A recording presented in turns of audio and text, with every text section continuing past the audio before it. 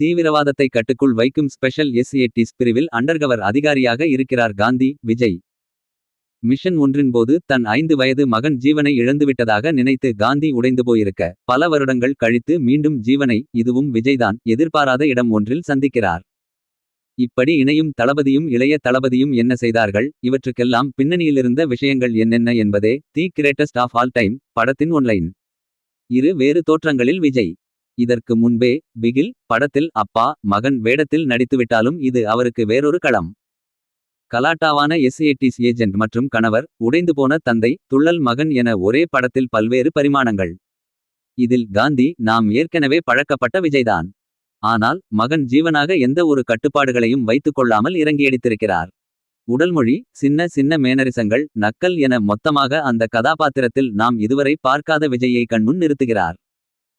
சில இடங்களில் அது ஓவர்டோஸ் ஆனாலும் படத்தை பெருமளவில் தாங்கி பிடித்திருப்பதும் அந்த விஜயின் நடிப்புதான். பல ஆண்டுகளுக்கு பிறகு இணையும் விஜய் சினேகாவின் கெமிஸ்ட்ரி கியூட். நண்பர்கள் கூட்டத்தில் வலுவான பாத்திரத்தை சுமந்திருக்கும் பிரசாந்த் சில காட்சிகளில் கைதட்டல் பெறுகிறார். இவர்கள் அல்லாமல் ஜெயராம், பிரபுதேவா, லைலா அஜ்மல், வைபவ், பிரேம்ஜி, அரவிந்த் ஆகாஷ் என பலரும் நடித்திருக்கிறார்கள். அனைவரும் கொடுக்கப்பட்ட கதாபாத்திரத்தில் குறையில்லாமல் நடித்துவிட்டு போயிருக்கிறார்கள். மற்றொரு நாயகியாக வரும் மீனாட்சி சௌத்ரிக்கு பெரிய வேலையில்லை.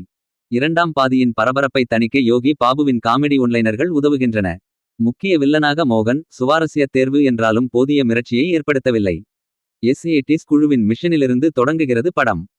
விஜய், பிரசாந்த், பிரபுதேவா, அஜ்மல் ஆகிய 4 பேரின் நட்பு வீட்டிற்கே தெரியாமல் அண்டர்கவர் ஏஜென்ட்களாக இருந்து மனைவிகளிடம் அவர்கள் படும் பாடு என ஆரம்ப காட்சிகள் நாஸ்டால்ஜியா விஜய் படமாக சுவாரஸ்யப்படுத்துகின்றன. எஸ்-80ஸ் மிஷன்களும் அதிரடி ஆக்ஷனுக்கு நல்ல தீனி போடுகின்றன.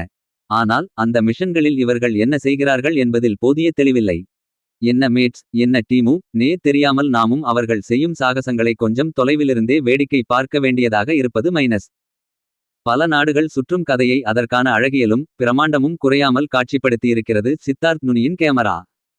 பாடல்களில் ஏமாற்றமளித்தாலும் பின்னணி இசையில் அதை ஓரளவு ஈடுகட்டிவிடுகிறார் யுவன்.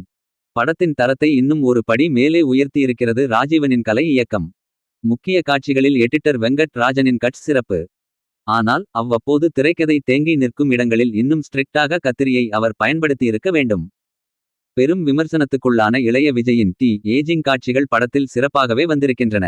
அப்படியான முயற்சியை சாத்தியப்படுத்திய விஎஃப்எக்ஸ் குழுவுக்கு பாராட்டுகள்.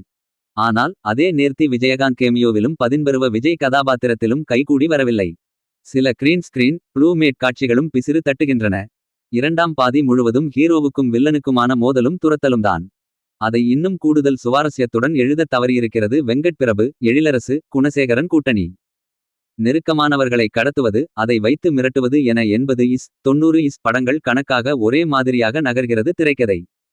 இன்னுமே 20 முதல் 30 வரை நிமிடங்களை செதுக்கியிருக்கலாமே விபி. இதனால் மொத்த இரண்டாம் பாதியும் அந்த 20 நிமிட கிளைமாக்ஸ் காட்சியை நம்பியே இருக்கிறது. அதிலும் திரைக்கதை ரீதியாக சுவாரஸ்யமாக எதுவுமில்லை என்றாலும் சி.எஸ். கே ரெஃபரன்ஸ் சர்ப்ரைஸ் கேமியோ இரு விஜய் கதாபாத்திரங்களையும் பயன்படுத்திய விதம் என அவுட் ஆஃப் சிலபஸ் விஷயங்களை வைத்து தப்பித்துவிடுகிறார் வெங்கட் பிரபு. அதே சமயம் அடுத்த பாகத்துக்கான அந்த பில் அப் காட்சி வேண்டுமென்றே திணிக்கப்பட்ட உணர்வையே தருகிறது.